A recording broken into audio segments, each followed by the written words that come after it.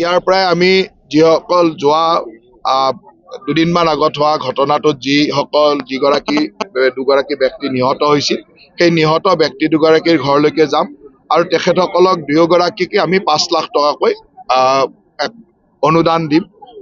নিশ্চয়কৈ ধনেৰে মৃত্যু কেতিয়াও হেৰি কৰিব নোৱাৰি, কিন্তু আমাৰ চৰকাৰৰ দায়িত্ব হ'ল যে যেহেতু আমি যি ধৰণে পাৰোঁ সেই ধৰণে অলপ সহায় কৰাৰ চেষ্টা কৰিছোঁ। গতিকে দুয়োগৰাকী পৰিয়ালৰ ঘৰলৈকে গৈ আমি 5 লাখ টকাকৈ অনুদান দিম। তাৰ লগে লগে 4জন আহত হৈছিলে, আহতসকলকো আমি 1 লাখ টকাকৈ আমি অনুমোদন পত্ৰ দিম। আৰু এই সংঘৰ্ষৰ সময়ত 43টা পৰিয়ালৰ ঘৰ জ্বলি গৈছিলে আৰু প্ৰতিটো পৰিয়ালকে আজি আমি 50,000 টকাকৈ দিম, যাতে তেওঁলোকে নিজৰ ঘৰসমূহ নিৰ্মাণ কৰি ল'ব পাৰে। গতিকে মই এতিয়া দুয়োগৰাকী মৃতকৰ ঘৰত আৰু তাৰ লগতে কেম্পলৈকে গৈ যিসকল লোক আছে তেওঁলোকৰ ঘৰ নিৰ্মাণৰ কাৰণে 50,000 টকাকৈ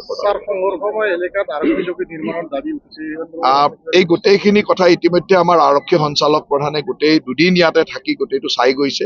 যি ধৰণৰ প্ৰয়োজন হ'ব চৰকাৰে সেই কামখিনি কৰিব।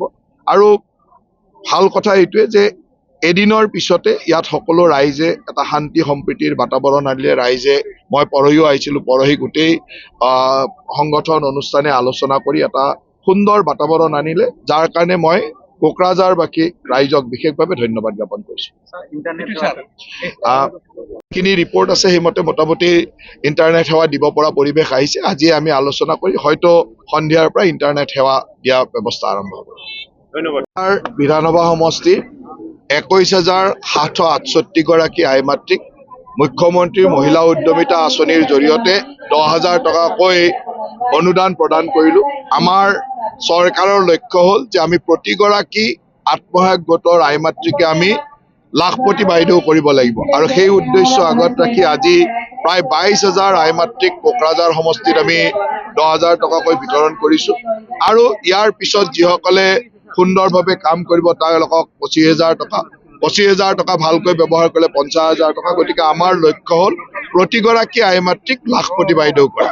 আৰু ইয়াত আহি আমাৰ BTC প্ৰধান হাগ্ৰামা মহিলা ডাঙৰীয়াৰ উপস্থিতিত আমি এই ধৰণে এই কাৰ্যসূচীটো কৰি ৰাইজৰ যিটো আই মাতৃসকলৰ যিটো উৎসাহ দেখিছোঁ, ইয়ে আমাক বিশ্বাস দিছে যে ভৱিষ্যতে এই অঞ্চলত যথেষ্ট সংখ্যক আই মাতৃয়ে লাখপতি বাইদেউ হ'ব পাৰিব।